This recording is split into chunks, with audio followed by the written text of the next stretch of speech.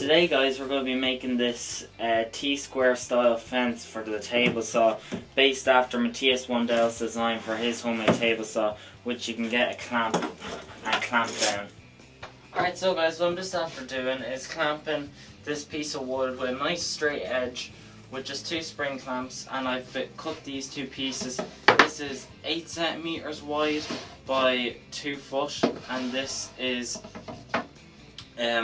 4 centimeters wide by 2 foot. Now what I'm going to do is I'm going to place this piece of wood exactly in the middle of this, glue it and screw it, so one part will fit under the table saw and then the other will fit, or sorry, your fence will run up against the other piece, so it'll kind of slot in underneath. So I'm going to glue and screw this and then I'll show you what I mean. See guys, a lot of clamps are used. I have 3 screws, but it's really the glue that's going to be holding it. So what we're now going to do is we're going to slide it underneath our table saw here, and the length of it, you might be wondering, well sure, this is 3 foot, why do you have a 2 foot piece? I'll never have the fence on this side, so I'm only putting it here. It would have had a bit of strength if you had it going the whole way across, but really I just don't want to use the wood for that. So I'm just going to have it going across this way, and if you've noticed what's called, this is actually very similar to Matthias Wandell's design. I really like the way he's doing it, so I'm going to be going by pretty much his way, but probably a bit different. So as you can see, what I'm just going to do is apply glue here and then slide the piece under, and it'll clamp up like that, so and then I'd use this and that'll be what the fence runs against. So guys, I have it all clamped up here, just I'm holding a handheld just so you can get a better look, and you can see I have the clamps, just squeezing it to keep it nice and flat, and once it's all glued up I'm going to screw it in from underneath, but see, you can see that's how it grabs the underneath, and then our fence will ride up against this straight edge here. So you can see it's very similar to Matthias Wandell's, and I think it's a really great design, so that's why I'm going by. And by the way, he did a great job on his homemade table saw, but I think my way is just a bit simpler, you know, and it's different. So I'm just going to leave this here to dry, and then I'll screw it from underneath, and then we'll build the fence. Alright guys, so as you can see I have the rail all glued in and it's looking well. So what I did was I cut all the pieces for my table saw. So I have one piece here, which, just to give you the measurements, is 5.5 centimeters wide. It doesn't really matter. This will ride up against this part of the fence, and then this smaller piece, which is about 3.5 centimeters, rides against the bottom part of the rail, and they sit on top of each other like that, and it'll slide across.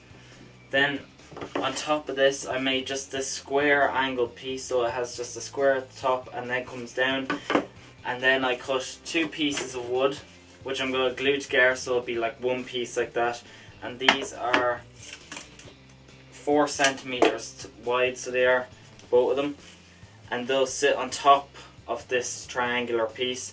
And then I cut this piece, which is whatever the thickness of that triangle is. Well, it's not really a triangle, but you know what I mean, the piece of wood that's angled is plus whatever the width you make these. So mine's 5.5 centimeters, so it sits down like that, so they're all going to be glued together, so when it moves, all of it will move together and you'll have a nice solid rip fence. And then we're going to make the clamp to clamp it all down. So as you can see guys, I have it all glued and screwed together, so I just used 3 screws for here. I screwed this piece to these 2 pieces after I screwed them together, and then screwed this to these 2 pieces, and I used glue and screw for everything except for where the whole fence meets onto the rail, because that I wanted to be able to adjust so that way I could get perfectly square. Then I drew a line down here to show what's square to the blade, and then I just basically rested my fence and the rail up against it, and then screwed it in after I clamped it. And now it's all okay and it's running pretty nice, but I'm going to put some beeswax on to make it run a lot smoother. So then to clamp it, you just simply get any like F-style clamp, and then you can just go like that, put it down there, clamp it down, and you're clamping against the underneath side of the rail, and it's really sturdy and stays nice and still. It's good and strong. I'm going to end up making like a little clamp like Matthias did, and I'm going to make the inserts, but I'm going to leave that till a later video Well guys, thanks for watching. Please comment, rate and subscribe, and I really hope you enjoyed the video. And by the way, just run some test pieces to make sure it's square. What I do is I ran a board against it, and then you measure both ends, and if it's the same then it's nice and square. And also just make sure your fence is square this direction, because that's really important. So yeah guys, thanks for watching again. Please comment, rate and subscribe. And remember, a clean shop is a safe shop, and I definitely need a clean mine because it's getting fairly unsafe. So thanks again guys.